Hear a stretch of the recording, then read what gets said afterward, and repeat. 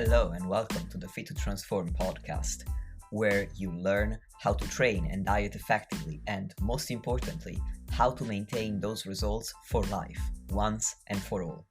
I'm Nikias Tomasiello, a transgender training and nutrition coach working online with anyone who's ready for a true lifestyle transformation, anywhere they may be in the world.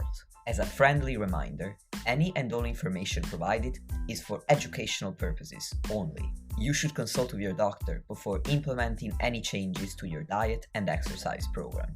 With that disclaimer out of the way, thank you for being here. Now grab yourself a cup of tea or pre-workouts and enjoy. Welcome back to the podcast and thank you for tuning in. The topic of this conversation today will be bodybuilding, which is an extreme sport. And Clara and I wanted to give you an honest perspective on what it truly takes. And I also ended up sharing quite a bit about my personal journey with an eating disorder, and so did Clara. For this reason, I wanted to let you know that we will be discussing specific body weights, specific caloric intakes, and specific amounts of daily steps and exercise. So if this is going to bother you, please skip this episode. I really respect that you need to take care of yourself. On the other hand, if you're going to continue listening, I hope you get great value from this episode, and I hope that you'll let me know as well. And without further ado, let's get straight into the conversation. Welcome back to the podcast, dear listeners. Today, Clara Swedlund is back here, this time to discuss an entirely different topic, which is her experience with bodybuilding. Clara, thank you for coming back on the podcast to talk to me about this. Thank you so much for having me. I'm excited to channel things bodybuilding. It's a really nice thing to discuss, and it's been on my mind a lot lately. I write a newsletter, and for the last 3 weeks, I've been writing like a sort of 3-part email on like why I actually stepped away from bodybuilding. So it'll be nice to kind of cover the sport, I guess, like maybe in a slightly different light to what typically kind of tends to appear across social media and stuff. I agree. I think you're going to have a really interesting perspective as somebody who helps people improve their relationship with exercise and who also personally went into such an extreme endeavor like bodybuilding, which can really put your relationship with exercise at risk. Yeah. But I always like to start with definitions to make sure that all listeners are on the same page. Mm-hmm. And while I think a lot of people who are interested in fitness will be familiar with bodybuilding as seen on social media, could you explain what a bodybuilding competition for a woman actually entails? So because I'm assuming it's goes above and beyond, and I know that because I love bodybuilding myself, I'm quite a nerd about it, but it goes above and beyond the stage pictures that most people will see on social media. Yeah, definitely. What a great question. So I guess the place to begin with is understanding that bodybuilding as a sport has lots of different categories, both for men and for women. So it's a very binary sport to begin with, although things are starting to change, which is exciting. But anyway, for women, there's different categories, and similar for men to men, to be honest, but it's based on muscularity and the particular shape that one would want to pursue. And the categories go all the way from bikini bodybuilders into figure, into physique, into women's bodybuilding. And literally the best way to imagine it in your head, if you're completely unfamiliar with the sport, is almost like a sliding scale of muscularity. And so for someone who's wanting to get into bodybuilding, typically a female, if they're wanting to get into it, or the way they might fall into it is because they've been training for a while and they have an okay amount of muscle, and they go, actually, that would be a really cool goal to pursue. Lots of people come into bodybuilding from lots of different places, but typically one would go, oh yeah, that would be something cool to do. And most people would then, depending on their body shape, in their first competitions or first year of competing, either enter the category of bikini or figure, unless someone is a master's competitor and they've just been weight training for like 25 years, just never competed, and decide to jump into bodybuilding because they can. That's typically what you would see.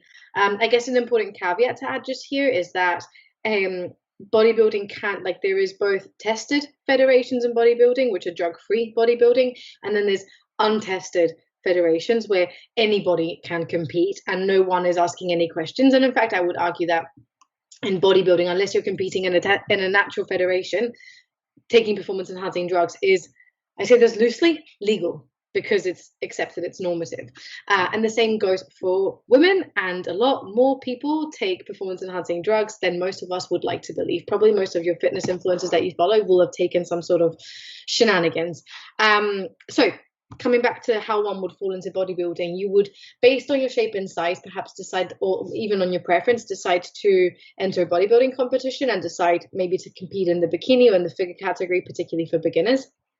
And if done appropriately, one would probably decide to do that a year, if not longer, before actually stepping on stage, and would then take the time to build a lot of muscle, and for perhaps, like, I don't know, 2/3 of a year, and then spend a third of a year, up to 6 months, dieting to get ready for a competition. I would say that on average, most females, most unassisted females, will diet for about 18 to 20 weeks in advance of the bodybuilding competition. Whereas perhaps if someone has a lot more muscle, a lot more experience, a lot less body fat, and is assisted, they might be able to prep in a shorter time frame. So in bodybuilding terms, we talk about off seasons, which is where you are not dieting, you're not trying to lose weight, you're actually trying to gain muscle, you're proactively seeking weight gain, you're trying to train super hard to really kind of like maximize every avenue of muscle hypertrophy that you could, that you could do. And then when you start your prep or your contest preparation phase, and prep is just short for that, that's when you would start to slowly and over time pull away body fat levels. Now, when people think about bodybuilding, they think that you kind of just drop your calories suddenly and you stay in this insane calorie deficit all the way, and it's not like that. A bodybuilding prep, you would be aiming to start it with your calories as high as you possibly can, with as little cardiovascular activity and with as little like daily movement as possible. And your training would stay pretty much exactly the same. And over time, you would seek to obtain a small but moderate calorie deficit that, again, will shift week on week, that will support you in losing a high percentage of your body weight and therefore body fat to a point in which you are literally shredded. And I think for most women, natural women, I'm not sure what it is unassisted, that might be getting down to like 13-15% body fat, because even natural competitors, if they're female, typically will hold a slightly higher body fat percentage compared to, say, like a male who looks as shredded. They'll have a much lower body fat percentage. I don't think most people bother like measuring the body fat percentage. Is not based on that. You just kind of compete however you look. It's more about chasing the look. And the idea is that in a bodybuilding competition and in the preparation phase, what you're doing is you're literally continuing to train to be able to showcase your physique based on a particular criteria that you're going to get judged on when you're on stage. And so the way that you train in the lead up to prep and the way that you train during prep is going to contribute to I guess, like carving that shape out.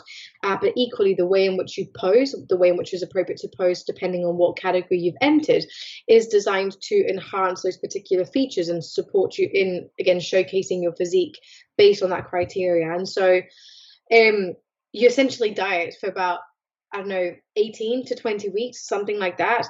In that time frame, you might lose up to, say, like 25, if not more, % of your starting body weight.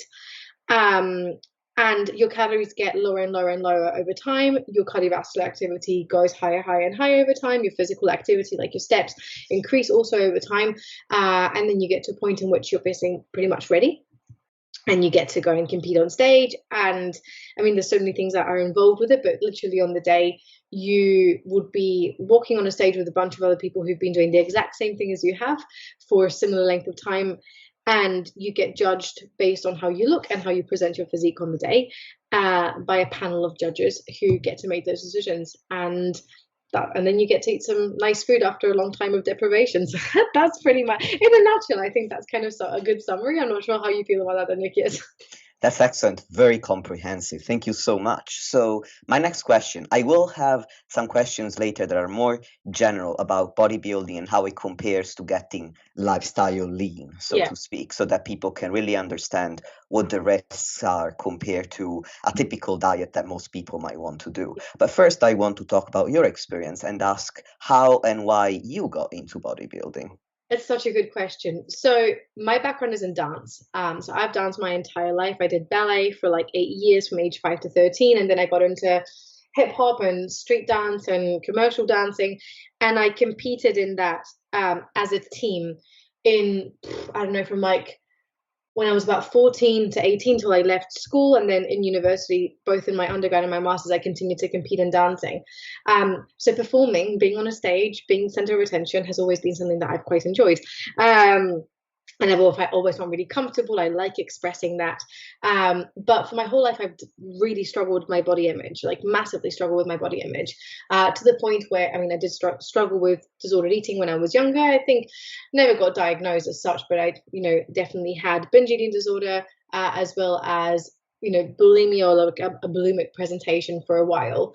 And so I've never liked the way that I looked. And so when I went to university, I discovered the gym, started working out, and that was great. Was like pretty consistent, to be fair, for an 18-year-old who was getting drunk 3 times a week at the same time. So I was pretty consistent. I really liked it. Discovered that I wanted to pursue the career in exercise psychology. And through that, then I started to kind of get interested in the fitness industry as such. Never knew anything about bodybuilding. And when it came to finishing my undergrad, I took a year between my undergrad and master's, and decided to, get some qualifications, to start doing like group fitness instructing, and eventually maybe become a PT, thinking that that would help my career as an exercise psychologist. Now, in that gap, in my last 2 years of uni, I was massively, massively struggling with body image and with disordered eating issues due to stress.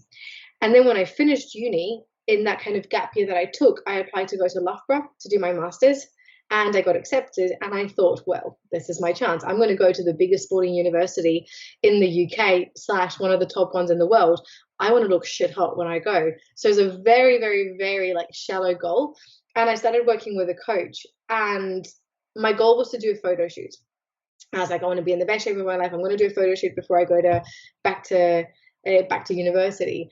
And started working with my coach, and it was amazing. Like, so many of the things that he put in place really supported me in moving away from my disordered eating behaviors. And then he said to me one day, he was like, maybe like two months into us working together, he was like, have you ever thought about competing? And I thought, competing in what? Like, what are you talking about? Like, I have no idea. Oh, bodybuilding. And I was like, bah, nah, not for me. You have to be in a bikini on stage. Fuck that. Like, I wouldn't eat if I knew I was going to be going to the beach when I was younger. Like that, that was just not a vibe. Not something I ever envisioned for myself anyway. But as one does, like, I started a photo shoot prep, and this is like 2018. And I started to follow people who were in that space at the time. Amelia Thompson was competing still. Other people who'd gone on now to become IFBB bikini pros, like Kerry Sexton, Phoebe Hagen from the UK. Started following them and just like kind of getting in the vibe of it. Like, it was inspiring me with my photo shoot prep. And I was like, yeah, this is really cool. Never again really giving bodybuilding much thought until, like, I think I must have been something like 9 weeks out from my photo shoot. And I thought, do you know what? Let's see if there's a bodybuilding competition in and around like the time where I'll be shredded for my shoot. And lo and behold, 3 weeks later, there was a PCA show in Manchester. And I didn't know, honestly, nothing about different federations. I was just like, fuck it. Excuse my French. And so I just signed up. I was intending to do like a photo shoot prep. And at 9 weeks out from my photo shoot, I signed up for a bodybuilding show at 12 weeks out, not knowing anything, like literally fresh out the womb. And suddenly I was like, oh shit, I need to buy a pair of heels, I need to buy a bikini, I need to learn how to pose.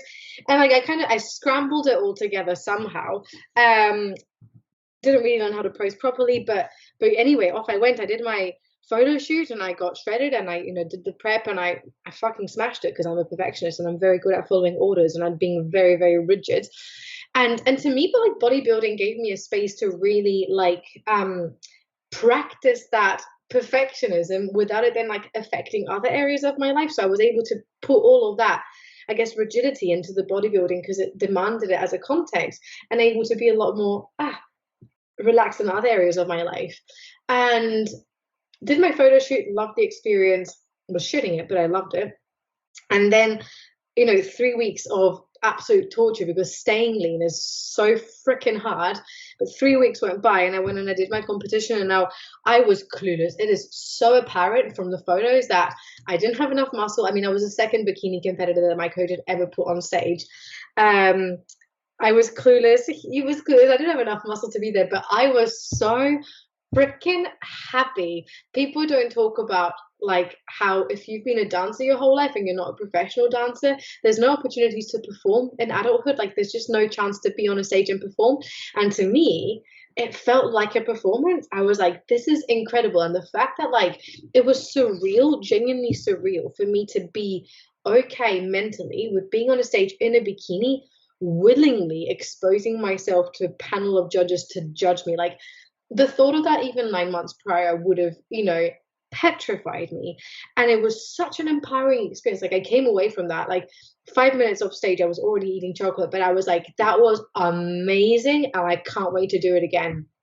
And so that's how it started. I just loved it. I only did the one show that year, and then I moved to Loughborough. I started my masters, and during my masters, having bodybuilding that continued to help me practice being good enough academically and not set these insane expectations on myself, because the demands of bodybuilding in the off season were, I was rigorous. I was, training. It gave me structure. It kept me going throughout my masters.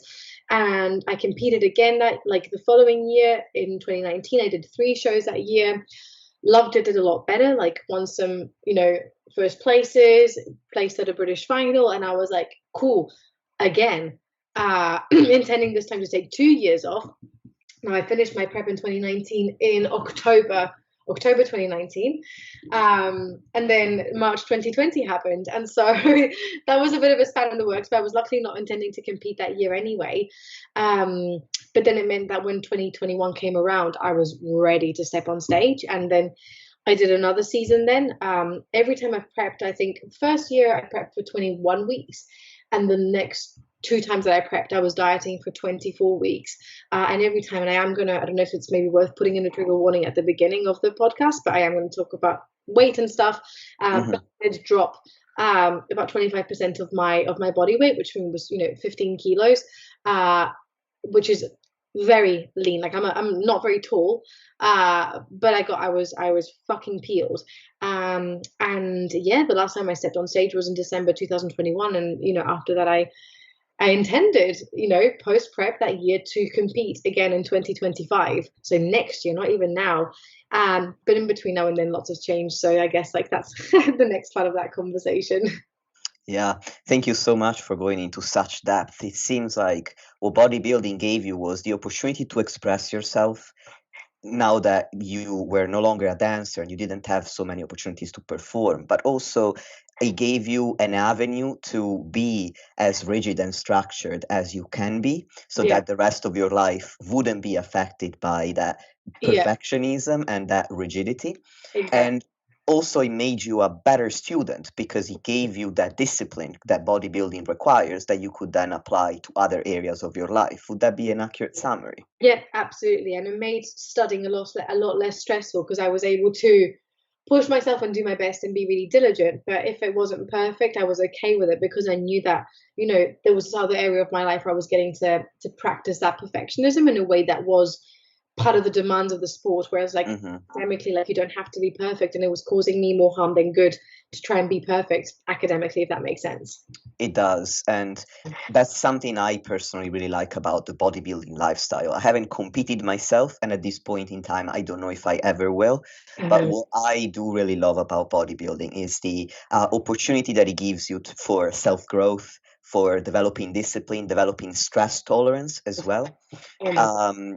And at the same time, it's also important for people to understand what the risks are when it comes to competing as opposed to pursuing a bodybuilding lifestyle, which is what I'm doing at the Yeah, moment. When I diet for fat loss, I don't get to those to that level that you called shredded. That which for yeah, listeners who don't know that term, that means that you are literally as low in body fat as you could possibly be yeah, for the purpose of competition. Now, I hinted earlier that I do want to discuss the difference between getting that lean and yeah, getting lifestyle lean. So where I would start is, and you've already alluded to this as well, is what where, and I will put a trigger warning at the yeah, beginning because it can be a little bit extreme for people to talk about. But I would like to start with the demands in terms of how many calories are you realistically eating, especially towards the end of prep, what kind of cardio, how much cardio you're doing,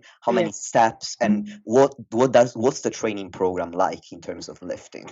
Yeah, that's such a good question. So by the end of prep, and I'm reflecting back on 2021, but I think it was pretty much the same in 2019. By the end of prep, and I mean by the end of prep, so just to kind of explain this a bit more too, so you what you plan to do is you plan to get lean for your first show, and then you get a little bit lean in between shows. But once you're lean, you probably start to almost like reverse diet because you Hmm. can't keep dieting. So you kind of the leanest or the most intense periods of prep in terms of how little you're eating and how much exercise you're doing is typically like right before your first competition. Hmm. And after that, it's not as intense because staying lean, it feels horrendous, but you don't have to keep digging, if that makes sense. So um at the most extreme, which for me was 2 weeks out, so not peak week, the leading up to the show, but the week before that, or the 2 weeks before that,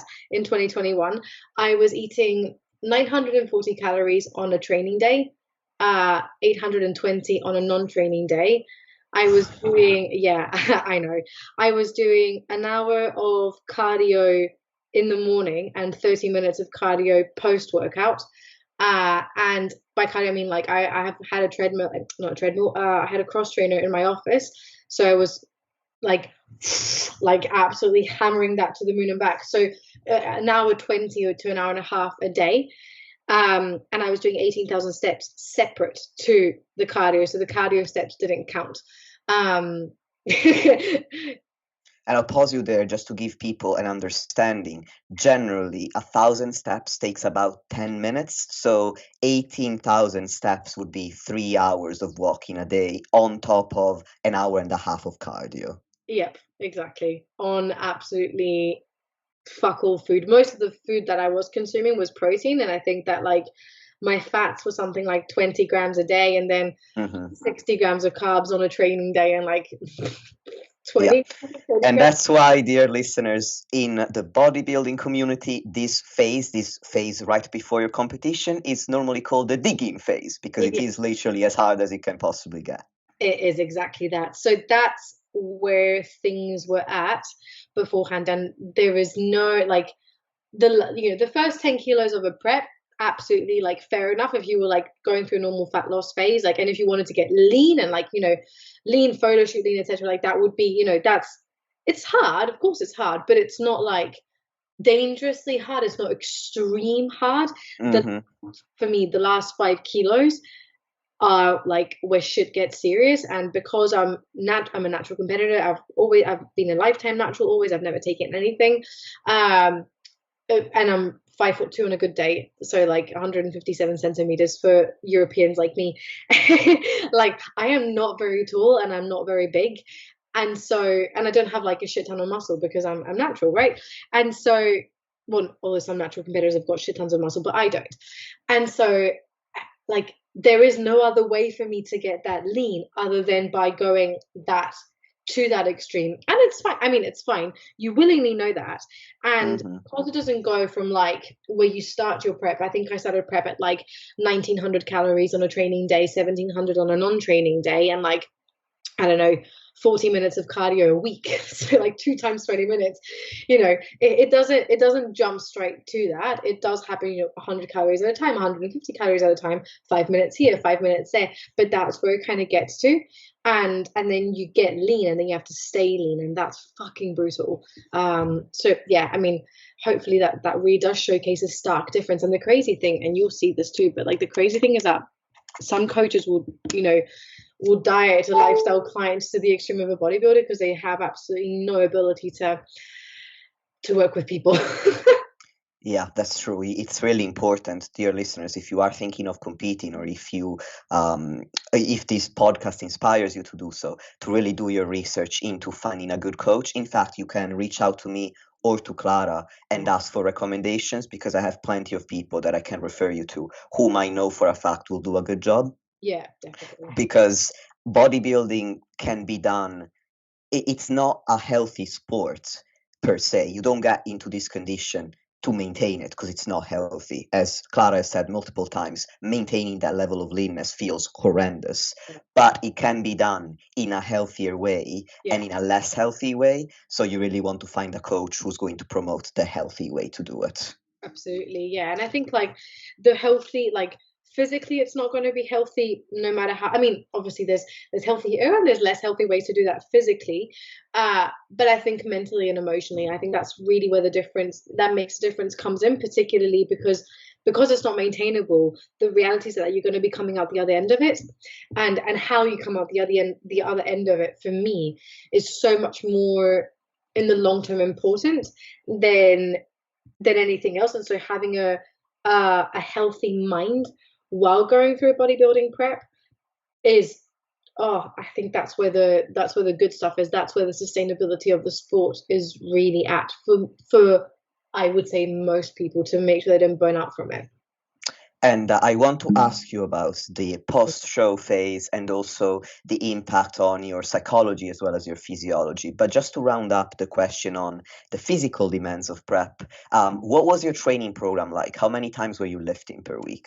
I was training 5 days a week, and I've been 5 days a week since like January 2018, and it was enough. It was the same, and I was doing. To be fair, it varied over time, like over the course of my work with my coach and over the course of my physique development. But at the beginning, it was always 2 lower body days, 2 upper body days, 1 full body day. And then towards the end, like maybe in advance of my third and final season, I didn't know it was going to be my final season, I was doing more like 2.5 leg days a week. So like 2 leg days, 2 upper body days, and 1 day that was like I used to call it the bikini girl day, where it was just like glutes and delts, and that was kind of because I competed in the bikini category, so that's kind of what it looked like. Yeah.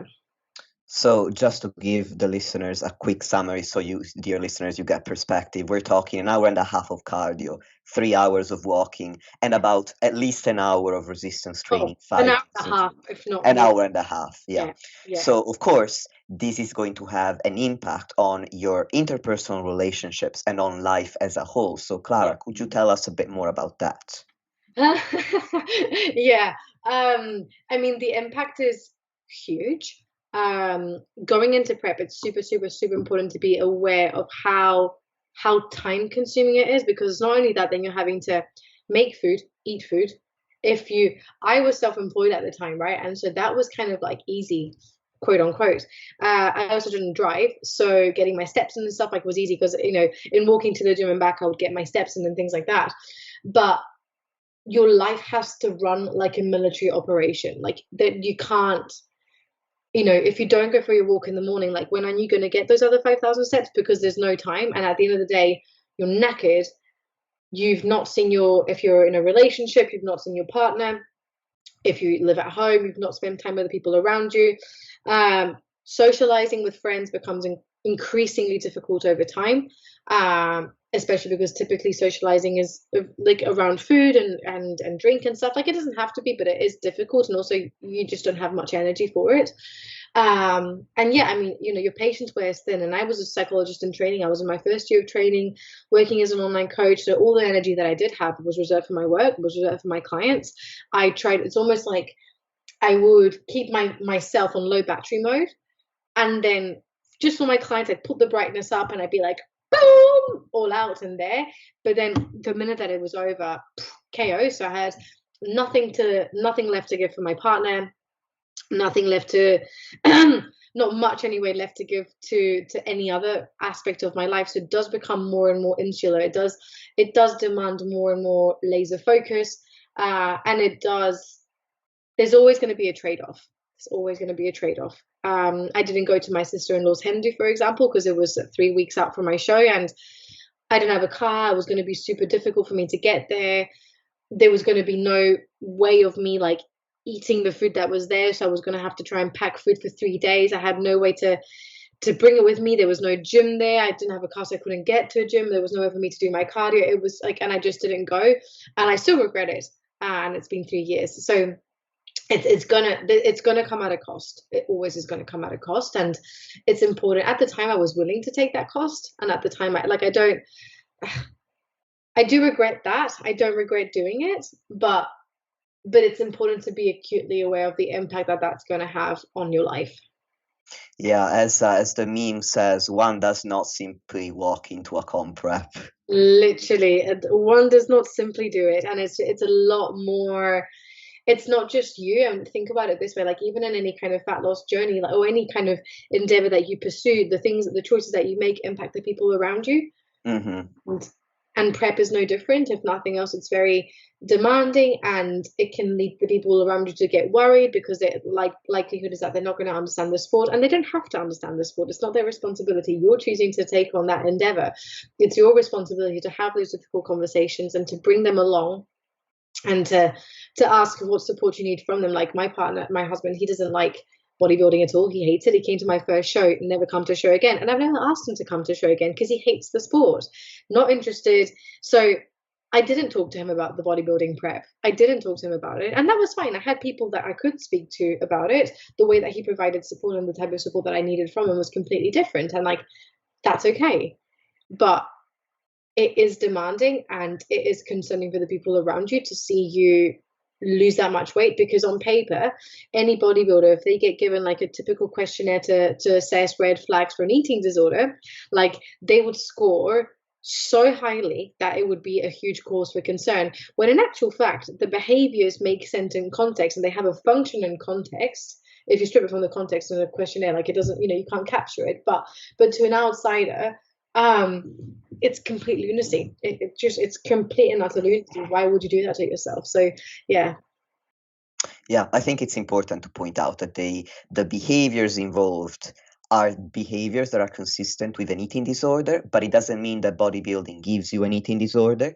It's true that some people develop an eating disorder going through a bodybuilding prep, especially when they don't have a coach to support them properly. But it's also true that many people interface with the sport in a really healthful way. They engage in those eating disorder adjacent behaviors during prep, but then they're completely capable of overcoming them and going back to quote unquote normal once they achieved a healthy body fat percentage again. Exactly. That's exactly it. It's not that bodybuilding causes an eating disorder, but the behaviors, the demands of the sport, the types of behaviors that are demanded by the sport, are consistent with the types of things that could potentially trigger a disordered relationship with exercise, with one's body, and with food. Because the sport is so rigid and it demands rigid rules around eating and appearance and exercise, it's that rigidity that can exacerbate and that can kind of like further that risk for people. If anything, and I'm going to be a little bit vulnerable here, bodybuilding, because of the way everything we've talked about so far, can attract people who have had an eating disorder or have the mindset that could potentially lead to developing one. So the reason why I said I don't know at this moment in time if I'll ever compete is that I had a restrictive eating disorder. And while you can recover from it, and I did, if you develop something like anorexia, there's research showing that to an extent it does change the way your brain functions.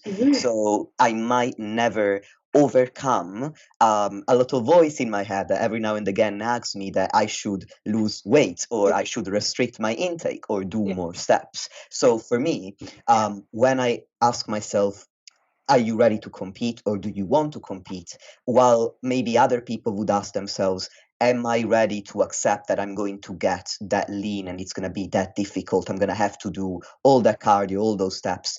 To me, that's not a concern. My concern is you know that you can do it. You've done it before. You've lost weight, like 25% body weight. I definitely lost that when I was a teenager without even competing in bodybuilding because of my eating disorder. So I tell myself, you can do it, but are you ready to accept that you're going to have to put on the body fat again?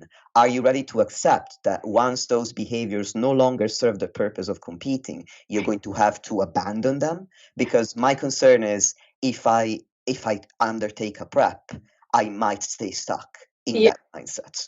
Yeah, and that's a super important piece of self-reflection. Thank you for sharing that, because I think that's exactly it. The reason why a lot of people with a history of disordered eating and eating disorders fall into bodybuilding is because those behaviors are glorified and normalized in context. People don't even bat an eye, and so it's a very easy way to get away with Yeah. engaging with behaviors. And the issues, of course, show up when the prep is over and one isn't able to pull away from that. And it's such a valid concern to have. And I wish more people had those types of conversations, and I wish more coaches were willing to have those types of conversations with clients before they started a bodybuilding prep, because a lot of people do stay stuck, and then they're on this persistent wheel of, oh, just do a photo shoot, oh, I'll just do this, I'll just do that, and actually then they're not able to come out of it. I had a similar concern with when I first prepped, and I told my coach, the minute that I feel like this is kind of exacerbating my binge eating, like the restriction binge, I'm like, I'm out. I am out of this, and I'm out of this. And I was lucky that in bodybuilding I was able to, like, during prep, it forced me to learn how to eat mindfully, and I practiced all these grounding techniques and learned all these things about myself, which supported me throughout prep and through the reverse, and into the off season, because I'd learned how to take 10 minutes to eat a fucking meal and not just like shove it down my throat.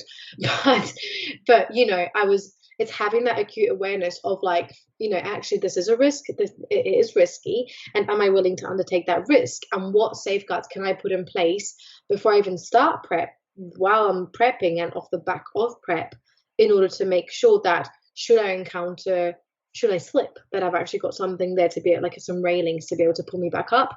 But I wish more people were able to reflect in that way, and were able to make a risk-informed decision a bit more adequately, even if that means not competing.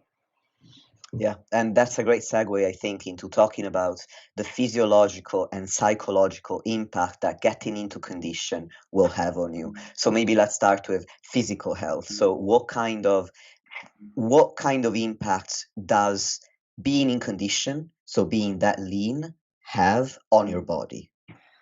I mean, I'm not a physiologist, but across the board, even things that apparently you blink slower, which blew my mind when I first found this out. So everything in your body slows down, because your body's just like, well, we don't have much energy for much else. So we're just your speech slows, your blinking slows. Everything basically moves in slow motion. It's a bit like living, like an embodied zombie feeling, to be honest. Aside from that, you're putting yourself at risk of developing relative energy deficiency in sport-like symptoms, which is essentially like a cluster of presentations that are based off excessive exercise and excessive calorie restriction. So your bone mineral density it will be reduced off the back of that, particularly when prolonged. If you are a menstruator, your menstruating hormones could be completely fucked. I lost my period for a year, and by the end of it, my hair was falling out, my nails were breaking, I was having hot flashes at night, I was peeing every 2 seconds because of how low my estrogen was. It was just absolutely, my hands were, I was constantly freezing, and that's very common. When you're super lean, you're just constantly cold. Struggle to sweat, struggle to sleep, struggle concentrating inevitably. I mean, oh gosh, it's high risk of injury off the back of those things. I mean, it's such a huge number of physiological things that can show up, especially when, like, in one prep, if you prep once and it's 20 weeks and you're out, maybe not so risky. If you try prepping every year, if you try staying that lean, that's when more of those risks start to present, I presume, or I think that for natural males, that their testosterone levels tend to drop significantly too. So like lower levels of test, which means generally like much lower sex. I mean, not much lower, non-existent sex drive. Um, I mean, I could keep going, but that's, I would say, a broad enough list to hopefully put people off. And if they're not put off, then that's great. But yeah, just to put some people off, I think it's important. I think it's a good enough list that people really understand that this isn't something that you take up as a hobby just because you want something new to do with your life. You need to have a really strong why to accept that one, these are the risks that you're undertaking, and there is no way to mitigate them. It is going to happen to everyone, regardless of how healthy your prep Yeah, is. And two, you're prepared to deal with them when the time comes. absolutely. And if you're not willing and prepared, then you're not ready to compete. Exactly. And that's fine. Like, that is absolutely fine. I wish more people realized that they were unwilling to do it rather than that more coaches were more firm in putting their foot down rather than taking someone on board, telling them they're going to prep. The person gets super excited and then they can't continue with the prep demanded behaviors, and then they think there's something wrong with them. And then the shame is what fuels all the other disordered behaviors. It's like, oh my God, chaos. Um, Mhm. so yeah, it's absolutely fine. Like, you don't have to compete. Like, it's okay.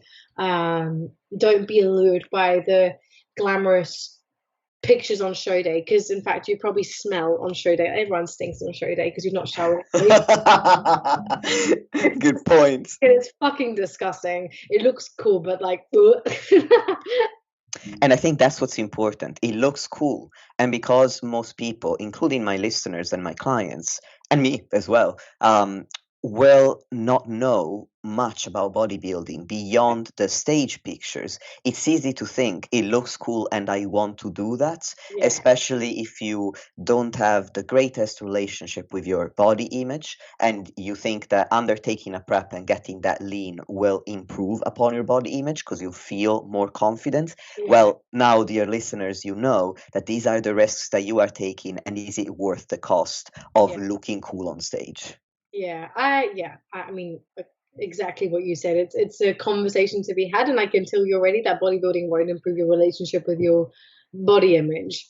It can improve your relationship with your body, and that you can have and develop a true admiration and awe for how your body can change, and your ability to push yourself through difficult things. And that's really important. Like, one of the things that I reflected on a lot in my first two preps was like, I've never had any difficulty in my life. Like, I've had a very, I mean, we've all had shit happen, but like, I've had a very cushy, comfortable life. Like, I've never kind of been in any sort of major distress, major, you know, change in my life. Like, there's nothing really that's kind of required me to implement or to practice resilience. And so for me, bodybuilding was a way of myself putting myself in the deep end and going, well, can I swim? Can I swim? And to see myself swimming, I was like, holy shit. And one of my biggest reflections from the pandemic was, I didn't think I could have coped as well as I did with the first pandemic had I not competed in bodybuilding, because the resilience that I felt like I'd built, the structure, the rigidity, the discipline, it kept me going. Like, I didn't, like, for better or for worse, in hindsight, but certainly I didn't stop. And I didn't, you know, find myself stumbling, etc. And there's nothing wrong with if you did, but for me, like, bodybuilding facilitated my own ability to withstand difficult things. And I found the pandemic incredibly hard. Like, I cried nearly every day for like a month at the beginning, and every so often I'd have like huge panic attacks thinking, oh my God, what the hell's happening in the world? But I felt like bodybuilding gave me the resilience to keep showing up, to keep going, and to persist, to know that better times are to come, and that it does get easier eventually.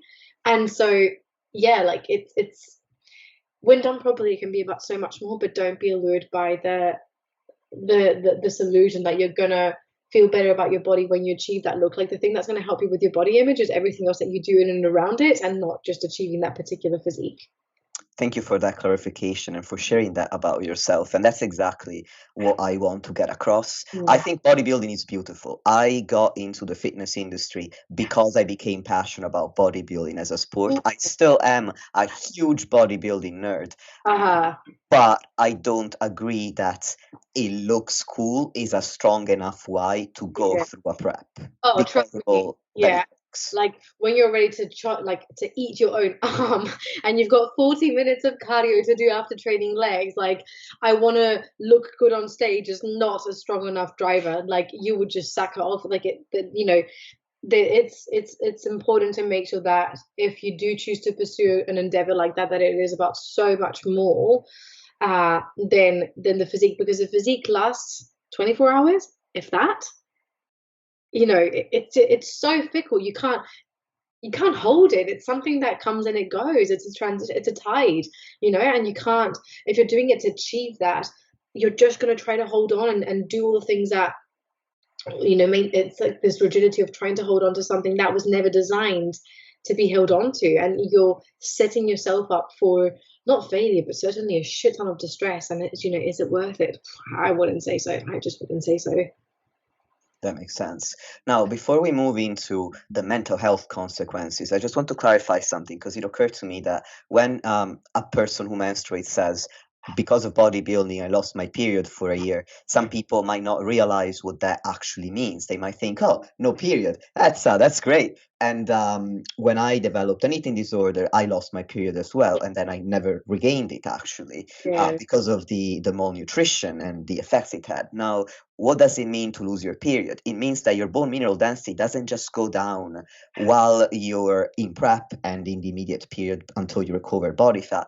It means that your bone mineral density continues to lower. I have osteopenia in one site and osteoporosis in another site, because when they test you, they test two Yeah. sites in the UK. So at 28, 27, I'll be 28 in a month. Mhm. I have the bone mineral density of an old person Yeah. because of the fact that I didn't have a period, meaning I didn't have any sex hormones to support my bone mineral density. Estrogen supports your bone mineral density. Yeah. Until I started my medical transition and got on testosterone, I did not have any sex hormones for at least, I was 4 years ago, so I'm 27. I started in 23. For at least 7 years, I had no sex hormones. And it's really important that people understand how disruptive that is, because one of the reasons I managed to get on testosterone without having to wait until I got seen by a gender clinic is that my doctor sent me to get a DEXA scan to test my bone mineral density. And then he said, you need sex hormones anyway because you have osteoporosis and osteopenia. So since you want to transition, I might as well prescribe testosterone to you, because you're not gonna accept estrogen.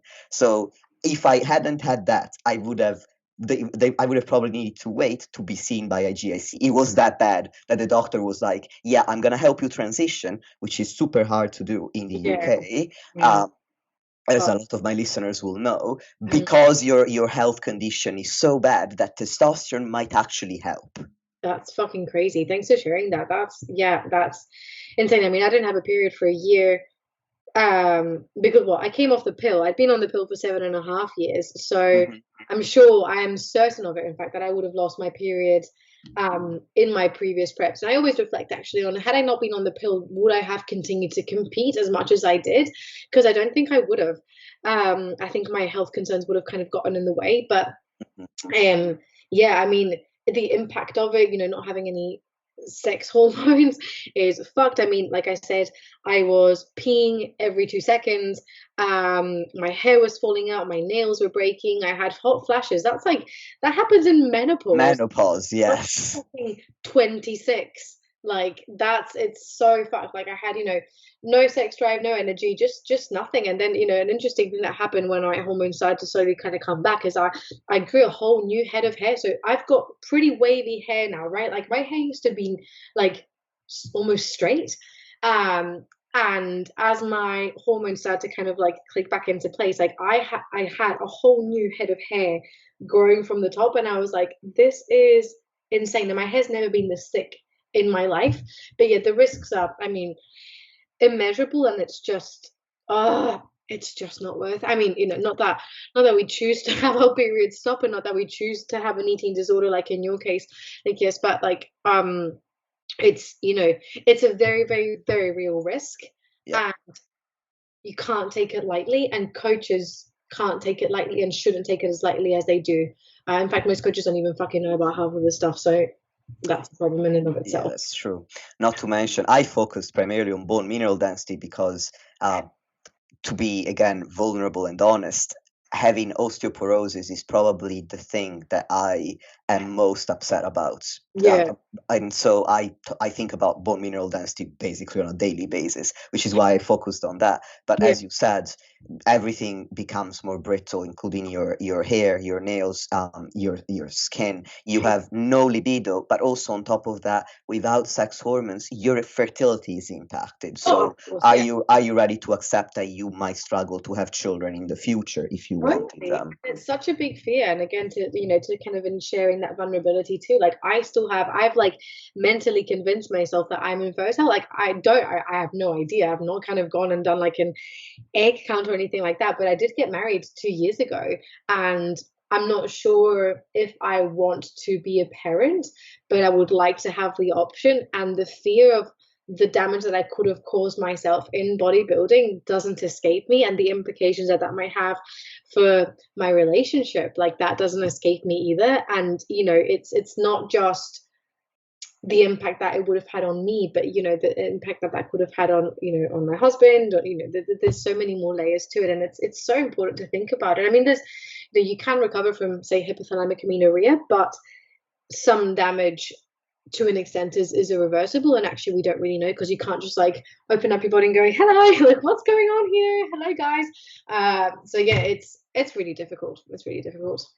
And just the final note I want to make, I really want to make a distinction though between the consequences of the eating disorder I had and the consequences of bodybuilding, because while you can get to similar outcomes, the eating disorder I had lasted for many years. Whereas if you go through a bodybuilding prep and you recover in a healthy way, the risks are very much reduced. So dear listeners, do not necessarily take my description of what I deal with as this is what happens after a bodybuilding prep. It's very important I did not go through a bodybuilding prep. I had a full-blown eating disorder that was clinically diagnosable. It was not diagnosed, but it was clinically diagnosable. So that's an important difference. It's just that I am knowledgeable enough about bodybuilding that I know that the consequences can be similar but the time scale is much, like if you recover health in a healthy way, the time scale is shorter if you go through bodybuilding, as opposed to me dealing with an eating disorder for 7 years. Now, saying that, can you, Clara, please speak about the mental health consequences when you're in that condition? How does that impact your relationship with food, your own body, and other aspects of mental health? Yeah. I guess the main impact is that, well, when we excessively focus on our like independently one another, when we excessively focus on our body image, when we excessively focus on our food intake, and when we excessively focus on the amount of physical activity that we engage in, all three of those can increase the risk of developing a diagnosable eating disorder, or certainly developing an impoverished relationship with your body, with your exercise, or with your food. And all of those have got negative mental health consequences. And that, if you have really poor body image, then, body image anxiety can show up a lot. You might engage in behaviors to hide yourself. You might not socialize as much, and those types of things. And that's, again, going to cut you off from social connections, etc. Similarly with exercise and with food, it's the same thing, right? Like the minute that your routines and behaviors get disrupted, or the minute that you fear that they're going to get disrupted, that can produce a whole host of anxiety.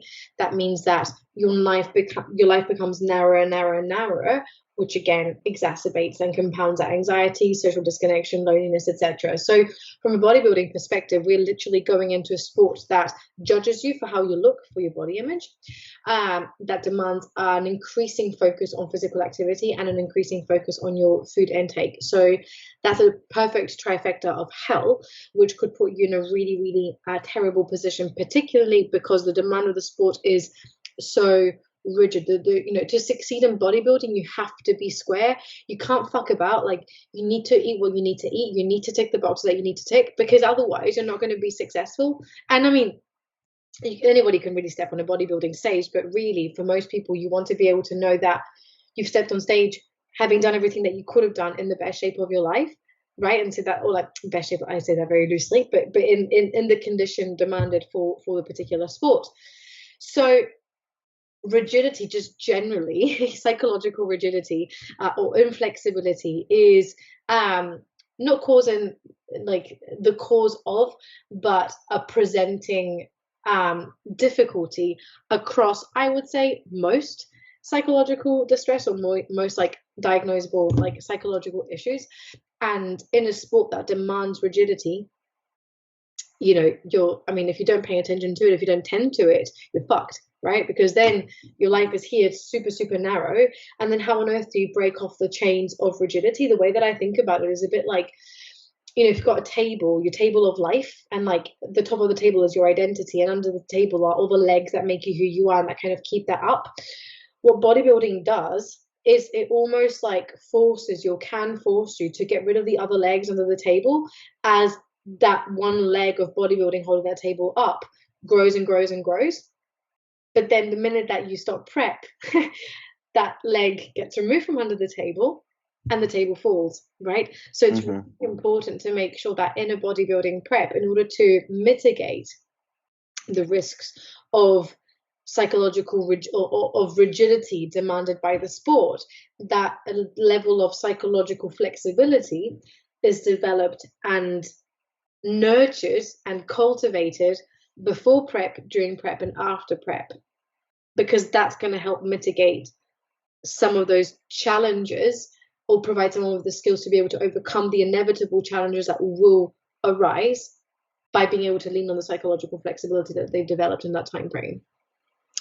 Perfect. Thank you for explaining that. Now I want to touch on something that you mentioned earlier about the importance of the post-competition phase. I would argue that a bodybuilding prep does not end with your final competition. And I would like you, if possible, to speak about what is the purpose of the post-competition prep phase. What are you trying to achieve in that stage? Sanity. I'm kidding. No, I would absolutely concur with that. I honestly think that you're out of the woods maybe 8 weeks, 10 weeks, even post-show. So think about it this way. You're almost like in a compromised position physically and psychologically from like, say, 8 weeks out, the string of competitions all the way to 10 weeks post-show, I would argue.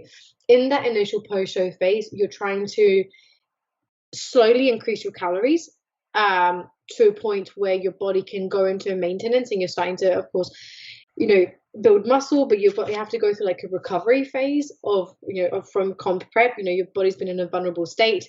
It's important to not start going training balls to the wall straight away, especially like if you're unassisted. That does make a big difference. But the point is recovery. The point is go for it. Sorry, I'm just interrupting to say unassisted means you're not taking performance-enhancing drugs. You're not taking any drugs. Because if you're taking drugs, a lot of the drugs can help you with that recovery process, whereas if you're not, like, you're literally running on empty. So you're trying to get your hormones back to normal.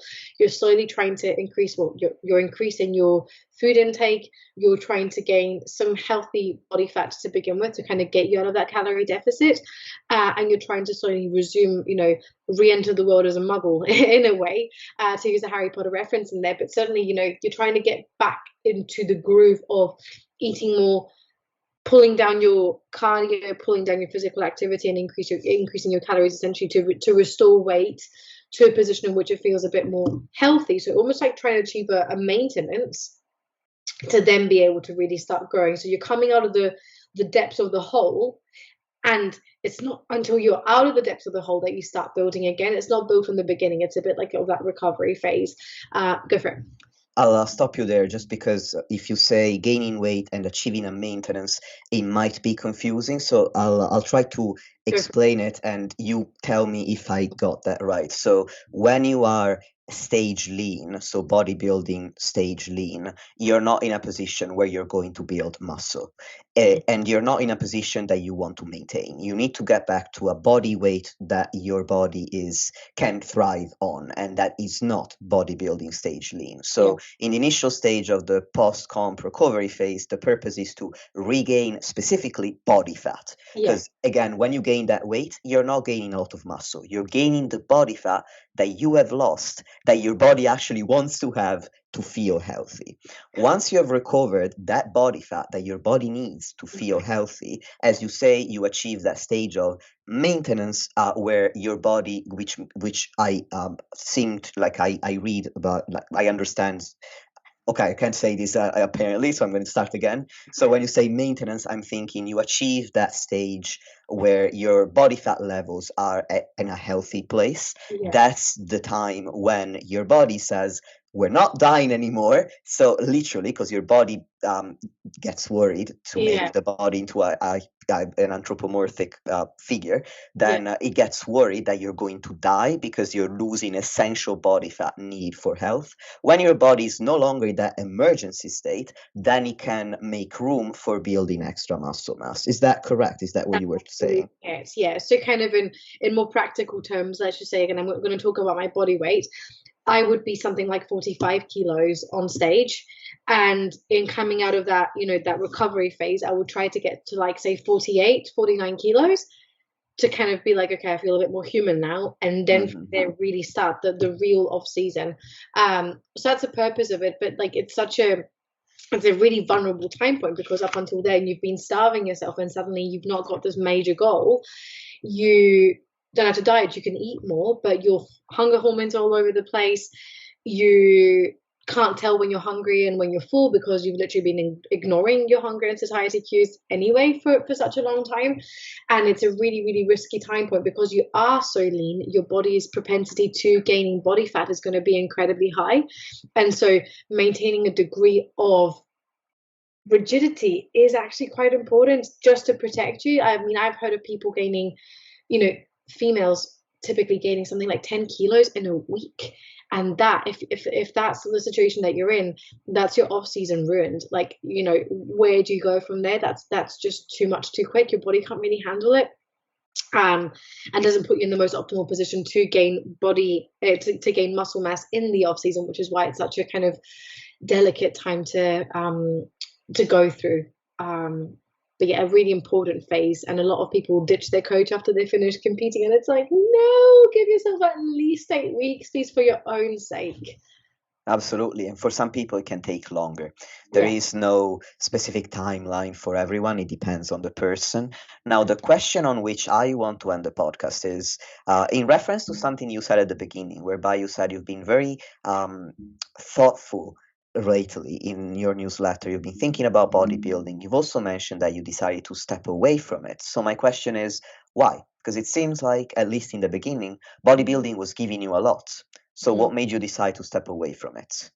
I think bodybuilding for such a long time had a really, really helpful function in my life. Like, the behaviors associated to bodybuilding were really helpful for me. But that changed when I realized that my period was missing. It changed when I realized that my period was missing in the lead up to my wedding. I was getting married. There's like a huge life transition and things like that. And I kind of got to a point where I realized that the behaviors that bodybuilding demanded of me as a sport were keeping me disconnected from acknowledging what I needed. I was almost like operating excessively in a robotic mode, and I wasn't acknowledging things that I could notice in my body. Like, because I'd been so regimented, there was never any it's not whether you'll get it done or not. It's like, when and how are you going to get it done, right? And like, it was just getting to a point where I wasn't actually listening to what I needed. I didn't even know what I needed or what I wanted. And that, I was just a bit like, oh shit, like that's not really helpful. And I could notice that I was getting like increasingly anxious if I couldn't go to the gym, or like I was just doing crazy shit to make sure that I was getting my gym sessions in, like even in the off season where a bit more of that flexibility is more normal. So it's almost like some of that rigidity was starting to persist beyond, and I was getting really scared of gaining weight. And I was like, fuck, like that really spooked me. And I started going to therapy then, and in recovering my cycle and recovering my period and everything that I had to go through to kind of get to that point, I realized that if I was to go back to bodybuilding, I would have to start neglecting my needs, or I would be at risk of neglecting my needs or the way that I kind of experience those things, and that it just wasn't what I needed from my life. Like for me, bodybuilding was always a way in which I could express my and work towards my value of personal growth and development. And it was so meaningful for such a long time. And, that value direction, bodybuilding was a way in which I felt really able to live that out and to express that personal development, the growth and all the things that kind of it exposed me to. And then then bodybuilding was no longer pulling me towards that. In fact, it was almost pulling me away from that value.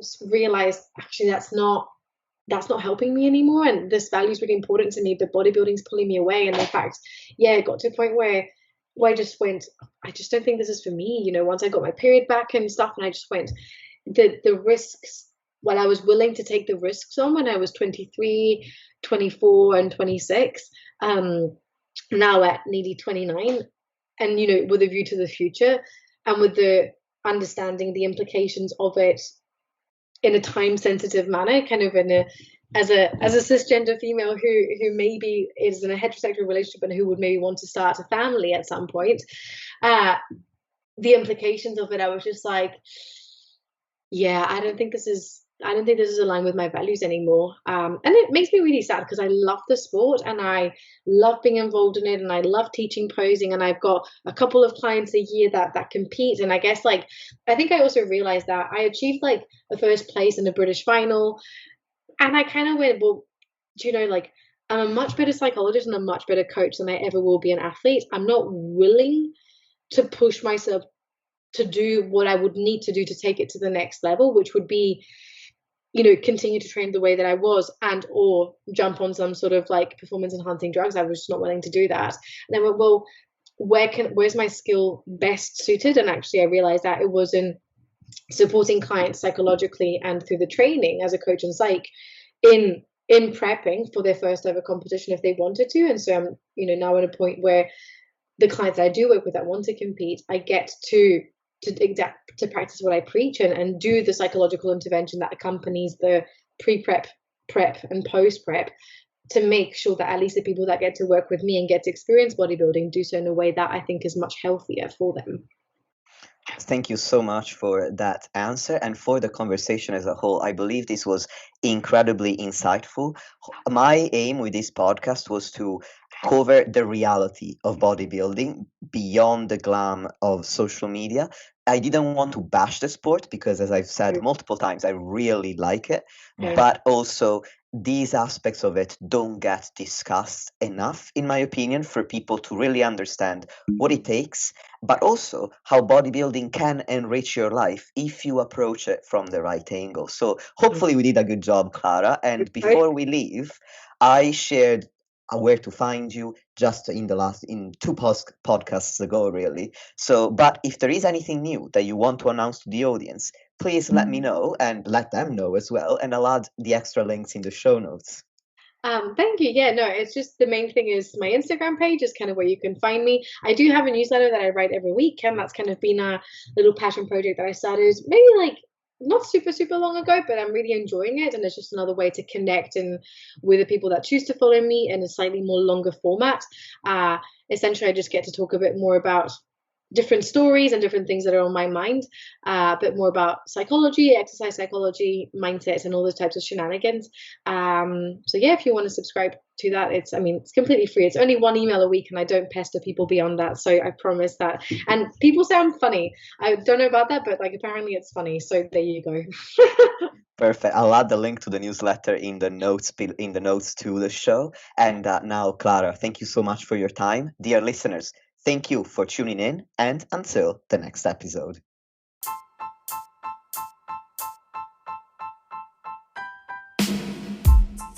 Lastly, if you want to support the podcast and help me reach more people, please leave a 5-star rating or review on any podcast platform that you're using. Thank you very much for listening, and I'll speak to you soon.